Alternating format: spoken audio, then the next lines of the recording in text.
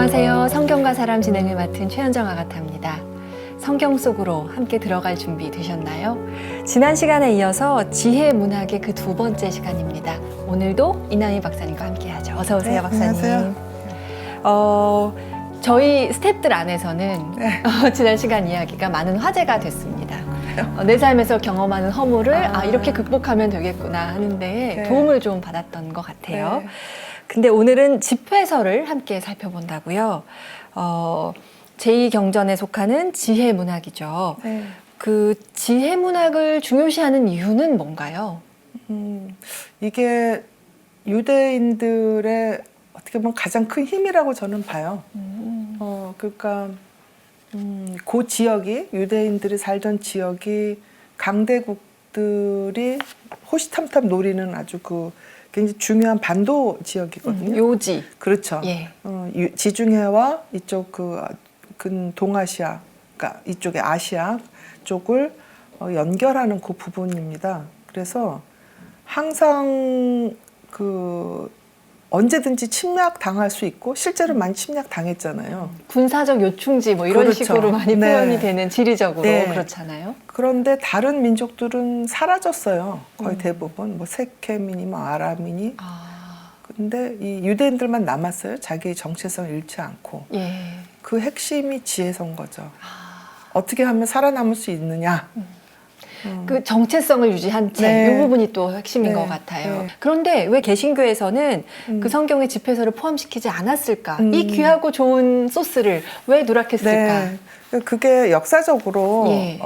개신교에서는 히브리 구약을 히브리어로 쓰여진 것만 이제 하는 거로 일종의 약속 같은 걸 한 거죠. 예. 그래서 이 집회서는 이 저자가 이집트의 알렉산드리아에 사는 아마 그리스어나 그리스 문명을 잘 아는 유대인이 썼을 것이다라고 지금 짐작을 해요. 예. 여기도 이제 자기는 번역을 했다.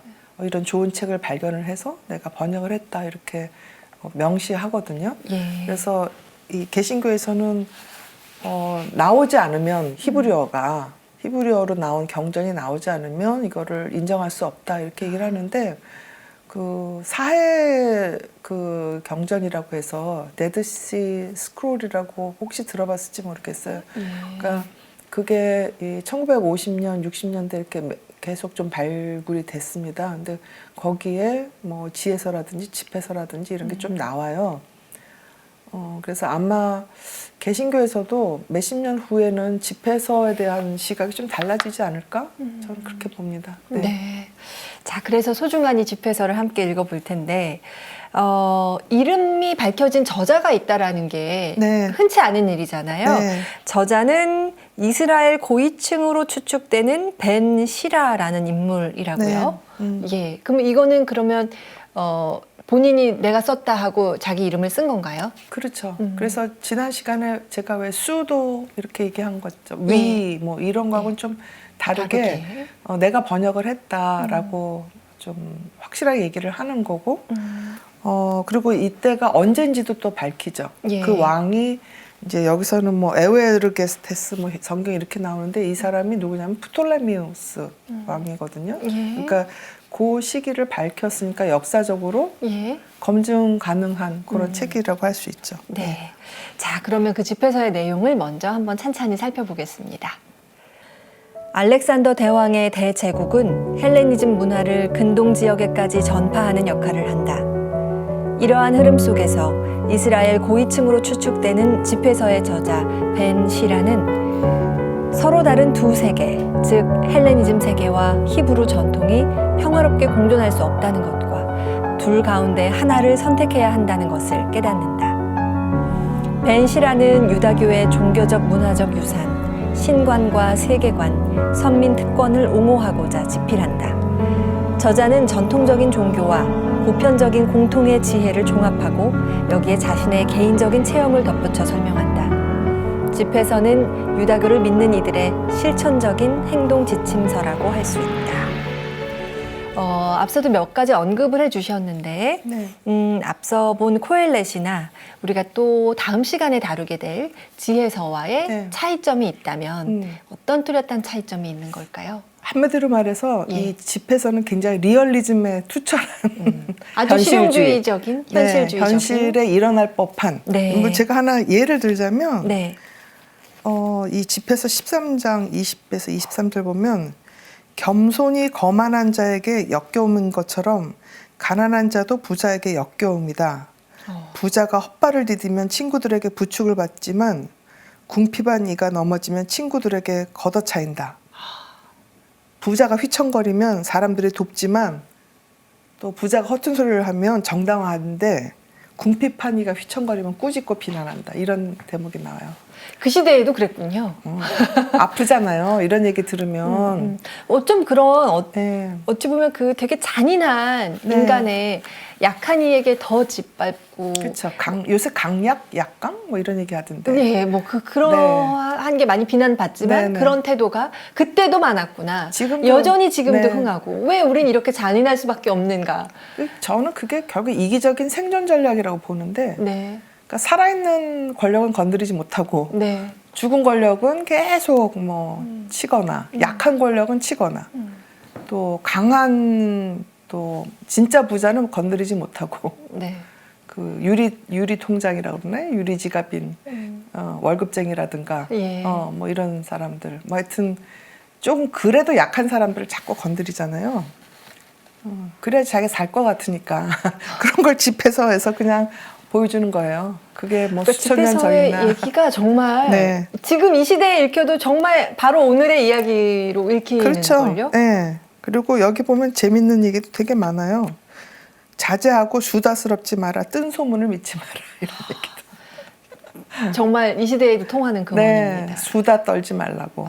말실수가 험담하지 나올 말라. 수 있고 네. 그래서, 험담하면 네. 또 나중에 돌아오고. 그렇죠. 네. 네. 요즘 그 유튜브에도 보면 네. 이런 잠언이라고 할 만한 금언이라 할 만한 것들이 많이 공유된다는 건 네. 그만큼 세상에서 이러지 못해서 치이고 상처받고 고통받는 사람들이 많다는 방증인 것 같아요. 네. 그래서 내가 이러지 말았어야 했는데 그렇죠. 내가 섣불리 누군가를 믿고 내 속마음을 말했다가 뒤통수를 맞는 경험 뭐 이런 다양한 쓰린 경험을 하고선 내가 지켜야 할 뭐 원리 원칙으로 이걸 가져야겠다 그쵸. 하는 말들을 근데 찾게 되더라고요. 근데 집에서의 정신 중에 하나가 뭐냐면 네. 네가 잘못하지 마라라는 얘기 있거든요. 수다 떨지 말고 험담하지 말고 헛소문 믿지 말고. 근데 많은 사람들은 자기가 뭘 잘못했는가에 대해서 생각을 안 하고 내가 희생자라고만 생각을 해요. 사실은 나도 험담을 했고 나도 헛소문을 퍼뜨렸고 그렇죠. 예. 그렇게 했던 거에 대해서는 그 사실 주변에서 얘기해주면 그러지 않아도 쓰라린데 얘기 못 하거든요. 그래서 아이고 네가 참 불쌍하구나 안 됐구나. 저희 같은 정신과 의사들은 얘기 못 해요. 그러면 뭐 무슨 의사가 이러냐고 얘기하겠죠. 근데 집에서는 얘기하는 거죠. 네가 그렇지 않아? 날카롭게 가슴으로 들어오네요. 그게 종교 지도자들이 할 수 있는 것 같아요. 네. 말씀하신 거랑 맥락이 다 있습니다. 잠시 읽어볼게요. 저도. 옛 친구를 버리지 마라. 새로 사귄 친구는 옛 친구만 못하다. 새 친구란 새술과 같은 법. 오래돼야 제맛이 난다. 죄인의 영광을 부러워하지 마라. 그의 종말이 어떠할지 모른다. 불경한 자들의 성공을 반기지 말고 그들이 죽을 때까지도 의롭게 되지는 않을 것임을 기억하여라. 다 맞는 말인 것 같아요, 정말. 그쵸. 근데 이 쓰여진 때가 아까 말씀하신 것처럼 그 시대에 지금으로부터 몇 년 전인 거죠? 그러니까 2000 몇백 년 전인데 지금도 맞죠. 사람 사는 건 그때나 지금이나 똑같았구나 이런 생각도 들기도 하고요. 그러니까 친구가 정말 친구인지는 뭐 영어 이디옴 그에도 자주 나오잖아요. 자기가 곤경에 처했을 때 진짜 친구인지 알게 판별할 되잖아요. 수 있게 된다. 네, 그래서 옛 친구가 좋은 거죠. 그런 여러 가지 역경을 함께 이렇게 보고 같이 거쳐온 친구들이죠. 그런데 요즘에 SNS 이런 데서는 친구 수가 많아야지 인플루언서 뭐 이렇게 얘기하잖아요. 그렇죠. 예. 파워블로거 뭐. 예. 근데 그렇게 해서 물론 돈을 버는 것도 뭐 의미가 있는 삶이지만 친구는 아니거든요. 그런 거를 조금 식별해내는 것도 필요할 것 같아요. 진짜 친구와 네. 그냥 그 사교 생활을 하는 예. 뭐 대상하고 조금 구별을 해야 되는데 맞습니다. 근데 상대방이 좀 돈도 많고 그럴듯해 보이고 유명하고 그러면 친구가 되고 싶어하고 또 친구인 것처럼 착각하고 왜 우리가 연예인들 보면 되게 친하게 느껴지잖아요. 그렇죠. 맞습니다. 예. 그런 아주 현실주의적인 조언들입니다. 네. 그런 거 하면은 이 내용 안에 좀 보수적인 부분들이 있어서 그렇죠. 그에 대해서는 현대사회의 관점과는 좀 충돌한다 이런 논란도 있는데요. 그런 부분은 어떤 부분일까요?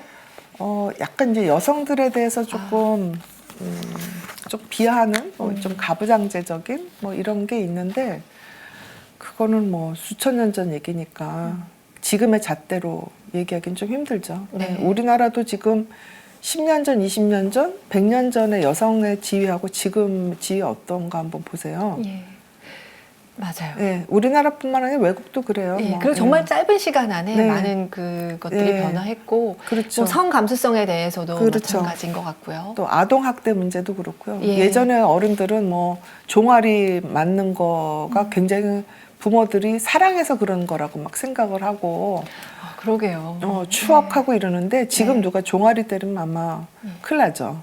학교에서도 저도 사실은 학교에서 체벌이 매일매일 이루어지는 일상이었거든요. 네. 전 지각을 잘했기 때문에 지각할 때마다 손바닥 맞고 교실에 들어가기 전부터 손바닥 맞고 들어갔었는데 네. 요즘 아이들한테 그 얘기를 하면은 눈이 휘둥그레질 그렇죠. 거예요. 아마 체벌이 있었다고. 그러니까 이렇게. 교육청에 신고하잖아요.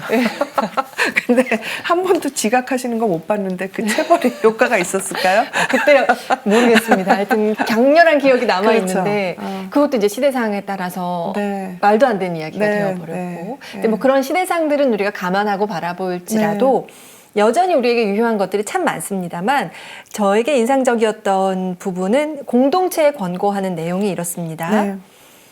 아무 바람에나 키질하지 말고 아무 길에나 들어서지 마라. 두 혀를 지닌 죄인의 짓이 그러하다. 네가 깨친 바를 굳게 지키고 네 말을 한결같이 하여라. 듣기는 빨리 하고 대답은 신중히 하여라. 네. 이게 예. 이제 유기심리학의 입장으로 보자면 집단 정신, 집단 무의식, 뭐 집단 컴플렉스 이런 말 아마 들어보셨을 거예요. 네네. 그래서 우리가 뭐 대세를 따르라, 예. 뭐 이런 얘기 잘하죠. 그렇죠. 사표를 던지지 마라, 뭐 이런 얘기도 하고 예. 줄 잘 서라, 뭐 이런 얘기도 하고. 일단 그 전체 흐름이 어떻게 가는지를 그렇죠. 잘 따라가는 게 그래가지고 되게 중요한 걸로. 네, 여기서. 그래서 주류가 돼야 되고, 뭐 인싸가 돼야 되고. 그렇죠. 근데 정말 주류, 인싸, 대세를 따르는 삶이 정말 내 삶인지 아니면 헛개비 같은 삶인지는 좀 지나보면 알거든요. 네. 네. 그 사람들은 지금 안 읽지만 예전에 우리나라 고전 중에 하나 커피탄리라는 예. 그 있었어요. 예, 예. 소설이. 거기 보면 의사가 친일파였다가 친미파였다 뭐 이런 식으로 이렇게 줄 서기 하다가 이제 예. 몰락해가는 그런 과정인데. 네. 생각나요. 네, 그렇죠. 우리나라 지금도 보면 뭐 여기 섰다 저기 섰다 이렇게 해서 줄타기 하다가 결국에는 몰락하는 사람들이 하나둘이 아니죠. 사실은 그러다가 스르륵 사라지고 말아요. 네. 예, 저도 이제 저분은 언제 저기가 있었지? 음. 근데 어머 언제 저기로 갔지? 그쵸. 뭐 이러다가 보면 네. 결국에는 네. 이쪽으로부터 배척당하고 네. 저쪽으로부터 배척당하고 이런 결과를 네. 맞더라고요. 그래서 그런 거에 대한 그 관용구 중에 그 한자에 상갓집 개라는 얘기가 있습니다. 이 상갓집 저 상갓집 가는. 그러니까 이렇게 아무 바람에나 키질하지 말고 아무 길에나 들어서지 말라는 네. 그런 집단 무의식에 휩쓸리지 말고 깨어 있어라. 각성해라.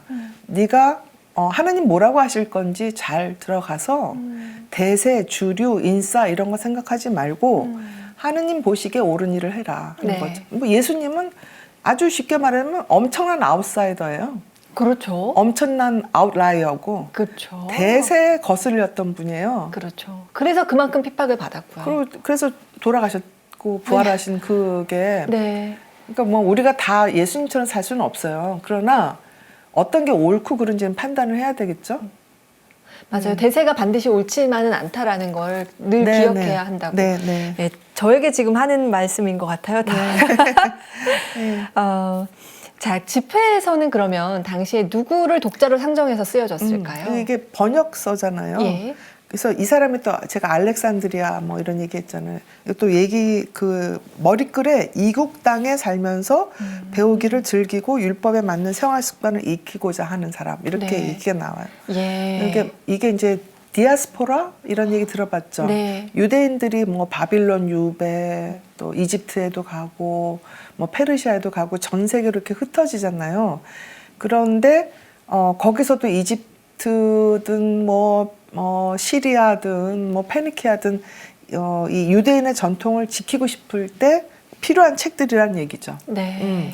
그러니까 근데 이 얘기는 조금 더 한 걸음 나가면 이제 나중에 이제 바오로 시대도 있고 이방인들을 위한 종교로 이렇게 유대교가 기독교로 바뀌잖아요. 네. 저는 이 책이 약간 중간 징검다리가 아닐까. 예. 그리스어로 쓰인 부분도 그렇고 예. 이국 땅에서 살면서 율법에 맞는 생활 습관을 익히고자 하는 이들이라고 얘기했거든요.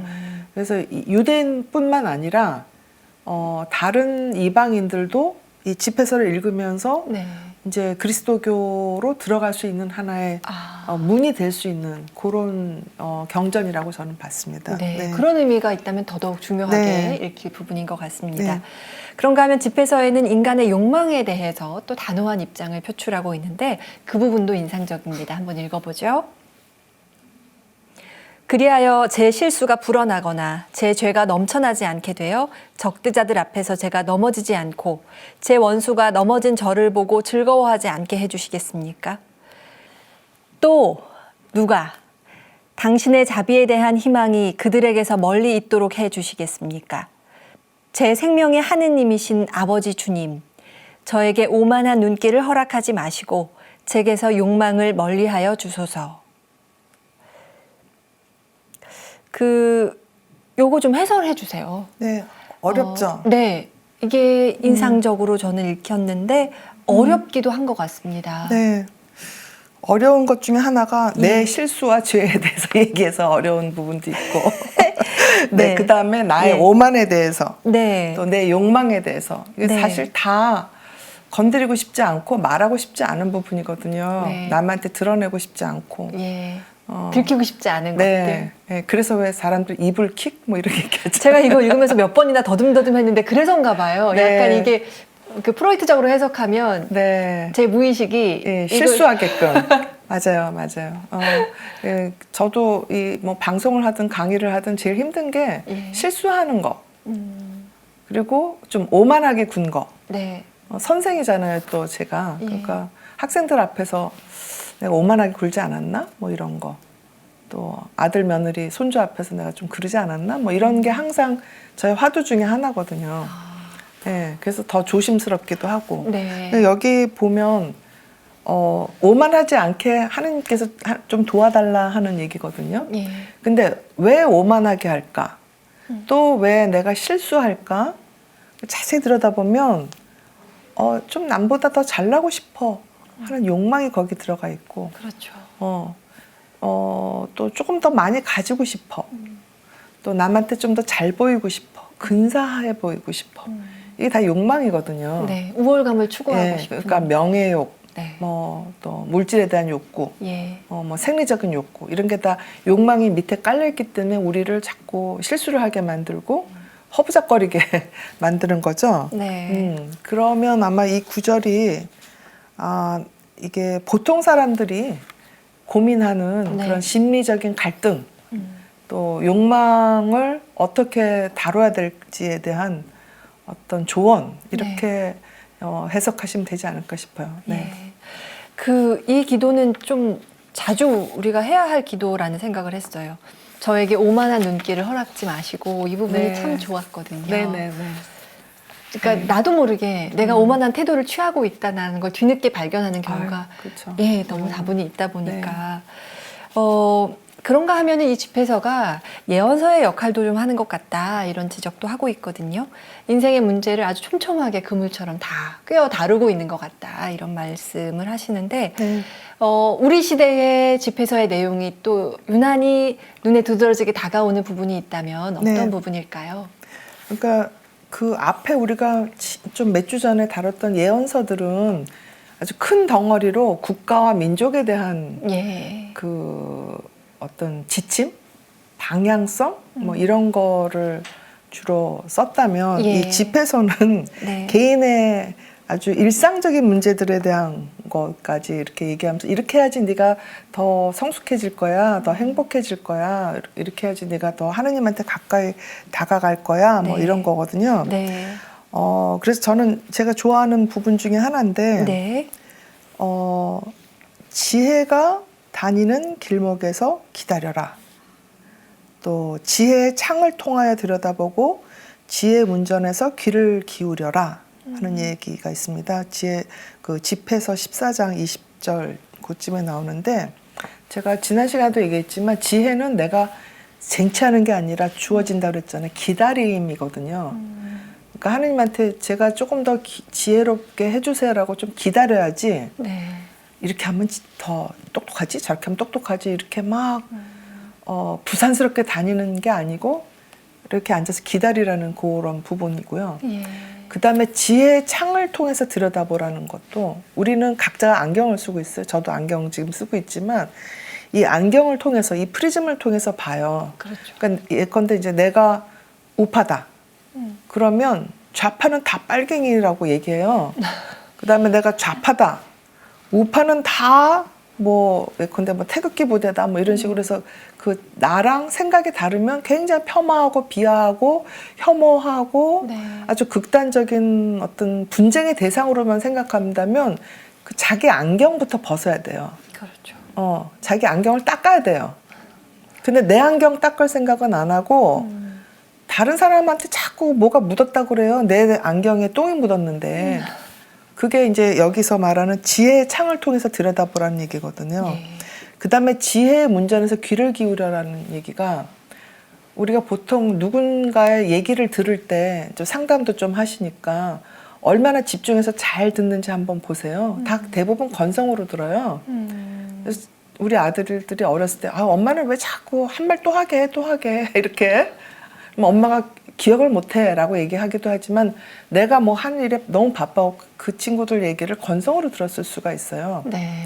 그렇죠. 그래서 이 유대 히브리어에 보면 이제 들어라 하는 건 이제 쉐마라고 했죠. 발음은 용서해 주십시오. 잘 모르니까 그 들어 하는 그 뜻인데 듣는다는 게 그냥 듣는 게 아니라 상대방의 말에 조금 좀 따르는 뜻이 좀 있습니다. 그러니까 우리가 일상생활에서 너 내 말 좀 들어 할 때는 그냥 듣는 게 아니라 내 말을 따르라라는 따르라라는 뜻이거든요. 그러니까 담겨있죠. 지혜 문전에서 지혜가 뭐라는지 들어는 지혜에 좀 따르라는 뜻이고 그 지혜는 결국 하느님이 보내주시는 거니까 하느님의 말을 잘 들으라는 건 하느님의 말을 잘 따르라는 뜻이거든요. 그러니까 내 말 듣고 내 욕망을 따르지 말고 하느님의 말을 잘 듣고 예. 하느님의 뜻에 충실하고 거기에 복종하라는 귀를 열어야 하는. 네, 예. 그게 이제 집회에서 관통하는 가장 중요한 핵심이라고 봅니다. 네. 상담 현장에서도 우리 경청을 상담 기법으로 쓰여 그렇죠. 놓거든요. 근데 네. 경청이라는 건 우리가 일상에서 늘 잘 듣잖아. 네. 내가 경청하고 있잖아. 라고 네. 사실은 착각을 하는데 그렇죠. 그거를 상담 기법 안에 경청이라고 그렇죠. 쓸 만큼 우리는 네. 진짜 듣지는 않는다. 그렇죠. 네, 그걸 좀 깨닫게 네. 되더라고요. 상담을 그러니까 하면서는. 잘 듣는데 자기가 어설프게 판단하고 상대방을 단죄하고 네, 내 틀 안에서 듣는 건 그렇죠. 듣는 게 아닌데. 상대방한테 이래라 저래라 뭐 함부로 명령하고 이거는 경청이 아닌 거죠. 그러니까 어디까지나 중립적으로 또 상대방의 의사를 존중을 해주고 공감을 해주고 상대방이 그럴 수밖에 없었던 거에 대해서 깊이 또 함께 아파해주고 이런 게 이제 경청의 태도잖아요. 그런 거에 대한 그 지혜죠. 그래서 집회서가 제가 처음에도 얘기 드린 거지만 어떤 공동체 안에서 그게 뭐 교회든 뭐 학교든 가정이든 회사든 공동체에서 막 갈등을 느낄 때 집회서가 굉장히 유용해요. 네. 왜 이런 사람들이 있을까? 뭐 왜 이렇게 날 괴롭힐까? 이해가 안 돼. 이럴 때. 그럴 때 하느님은 어떻게 보셨을까? 그리고 제가 지난번에도 얘기했지만 통시적으로 예. 종단적으로 횡단이 아니라 종단면으로 이렇게 보면 앞으로 어떻게 될까? 뭐 이런 조금 확장된 시야를 주게 하는 게 이 집회서입니다. 네. 네. 집회서에서 정말 촘촘하게 여러 문제들을 이야기하고 있는데 고통의 의미에 대해서도 다루고 있습니다. 네. 우리가 욥의 고통과 좀 비교해서 설명하고 이해하기도 하는데 네. 여기서는 어떻게 다루고 있나요? 그러니까 이 집에서는 뭐 자꾸 얘기하지만 대인관계에서 오는 공동체에서 느끼는 갈등에 훨씬 더 집중을 해요. 네. 그래서 재밌는 게 이제 욥서 같은 거는 우리 같은 융심리학자들 조금 더 내성적인 뭐 내면 뭐 이런 거를 더 많이 보는 사람들이 조금 더 좋아하고요. 아. 이 집에서는 네. 그 대인관계 아. 뭐 심리학, 예. 뭐 사회 심리학, 네. 뭐 이런 식으로 좀 의식에서 그 사회 공동체에서 어떻게 성장하고 성공할 것이냐에 관심 있는 사람들이 이걸 더 많이 인용하는 것 같아요. 아. 네. 그런 측면에서 이제 좀 더 실용성이 있는 그렇죠. 거다라고 네, 말씀하신 네. 거랑 또 맥이 다 네, 있네요. 네. 예. 그리고 여기서 인상적이었던 게 네. 벤 시라가 인생에서 의인도 언제든 시련이나 고통을 겪을 수 있다라고 말하는 부분이 있는데요. 이 부분도 한번 읽겠습니다. 네 마음을 바로잡고 확고히 다지며 재난이 닥칠 때 허둥대지 마라. 주님께 매달려 떨어지지 마라. 네가 마지막에 번창하리라. 너에게 닥친 것은 무엇이나 받아들이고 처지가 바뀌어 비천해지더라도 참고 견뎌라. 금은 불로 단련되고 주님께 맞가진 이들은 비천의 도가니에서 단련된다. 질병과 가난 속에서도 그분을 신뢰하여라. 교수님, 이 저자 벤 시라가 말하는 고통이라는 건 도대체 어떤 걸까요? 그러니까 욥기의 고통하고 조금 다르게 집에서의 고통은 공동체 전체 또는 공동체 안에서의 고통 이렇게 생각하면 되고요. 또 그 고통에 대한 사람들의 태도, 또 고통받고 있는 사람들을 볼 때 어떻게 해야 되는지 그런 거에 조금 더 초점을 맞췄다고 보면 되고요. 그러니까 욥기에서도 말씀드렸지만 인과응보, 네. 뭐 신상필벌 이런 시각으로 보면 재난을 당한 사람이나 고통받는 사람들한테 뭐 요즘식으로 말하면 2차 가해 이렇게 얘기하잖아요. 네, 그렇죠. 그렇게 더 상처를 주게 되는 거죠. 그래서 여기 보면 굉장히 멋진 말들이 있어요. 집회서에 한번 읽어볼게요. 네 복이 완전해지도록 가난한 이에게 네 손길을 뻗어라. 우는 이들을 버려둘지 말고 슬퍼하는 이들과 함께 슬퍼하여라. 네. 모든 언행에서 너의 마지막 때를 생각하여라. 그러면 결코 죄를 짓지 않으리라. 이게 뭐냐면 가난한 이를 도와주는 게 가난한 이를 위한 것만이 아니라 나를 완성시켜준다는 뜻이거든요. 네. 그러니까 나를 위해서 하는 거예요. 어떻게 보면. 근데 그 나를 위해서라는 나는 뭐 여기 보면 권세가와 겨룬다든가 뭐 말 많은 사람과 겨룬다든가 뭐 이런 돈 많은 사람과 뭐 이렇게 하는 그런 나가 아니라 완전한 나, 하느님과 하나가 되는 나. 네. 그러니까 제가 조금 전에도 얘기 드린 그 시너지야. 하느님과 나와의 하나의 합일? 네. 그거를 하는 완전한 나를 위해서 오히려 가난하니 슬퍼하느니 또 고통받는 이한테 손을 뻗으라는 얘기니까요. 그러니까 고통의 의미 중에 하나가 주변 사람들을 치유하고 완전하게 만드는 거거든요. 그래서 그게 이제 희생제물이라고 얘기하잖아요. 우리 예수님께서 희생되셨다고 얘기하는 게 고통받는 사람들의 고통은 주변 사람들을 위해서 대속하는 거, 주변 사람들을 완전하게 해주는 하느님의 한 방편 이렇게 이해하면 그 사람들에 대한 책임감이 훨씬 더 크겠죠. 네. 예. 그런 것들로 네, 예, 이제 네. 집회서를 읽으면 좋겠습니다. 네. 근데 함께 이렇게 집회서를 살펴보다 보니까요. 네. 우리가 흔히 어디 출처를 잘 모른 채 했던 말들이 네. 집회서에 다 있는 것 같다는 네. 생각이 들었어요. 그러니까 네. 슬퍼하는 사람한테는 어떤 위로도 필요 없이 그냥 옆에 있어서 같이 슬퍼해 주는 게 필요하다. 네. 이제 뭐 위로를 어떻게 하는지 모르겠습니다 하는 사람한테 네. 이제 그런 이야기 해주잖아요. 네. 그게 집회서에도 그대로 그렇죠. 있더라고요. 그러니까 뭐 여기 예를 들면 늙은 사람 멸시하지 마라. 너도 늙는다. 네. 그런 그러니까 것들. 슬퍼하는 예. 사람을 보고 너도 곧 슬퍼할 것이다. 그런 마음으로. 네. 네. 그러니까 공감이란 거는 과거에 내가 겪었던 고통 때문에 공감할 수도 있지만 내가 앞으로 겪어야 될 고통도 생각하는 거거든요. 그러니까 네. 아무리 건강하고 젊어도 여기서도 계속 얘기하지만 마지막을 생각하라고 그러잖아요. 언젠가 나는 늙고 병들고 네. 언젠가 나는 죽는단 말이에요. 나도 그렇게 돼가는 거를 나보다 먼저 죽음과 고통과 뭐 노화나 이런 거를 겪는 사람들이 나한테 보여주면서 나를 가르치는 거거든요. 그 우리끼리 뭐 잘 얘기하죠. 아, 선배 뭐 이러고 선생님 이런. 예. 고통받는 사람 나의 선생이자 선배고 스승이란 말이죠. 네. 우리가 스승이자 선배자 선생님을 어떻게 대해야 돼? 존경심을 갖고 대해야 되잖아요. 그러니까 공감이라는 게 동정하고 다른 거죠. 네. 존중이 들어가야 되는 거죠. 존중이 네. 들어가는. 네. 예. 아까도 말씀해 주셨지만 집회에서는 이제 지금 살아가면서 관계 안에서 네. 상처나 어려움을 겪는 이들에게 여러 가지 많은 지혜를 줄 수 있는 것 같아요. 네. 그래서 혹시나 지금 관계의 어려움을 공동체 안에서 경험하고 계시는 분에게 집회서를 한번 추천하는 것도 좋을 것 같습니다. 네. 박사님 오늘도 말씀 고맙습니다. 네, 감사합니다. 성경 속에서 함께 지혜를 구하는 시간 잘 보내셨는지 모르겠습니다. 다음 시간에는 지혜서를 함께 읽어보겠습니다. 기대해 주시고요. 오늘은 여기서 마치겠습니다. 고맙습니다.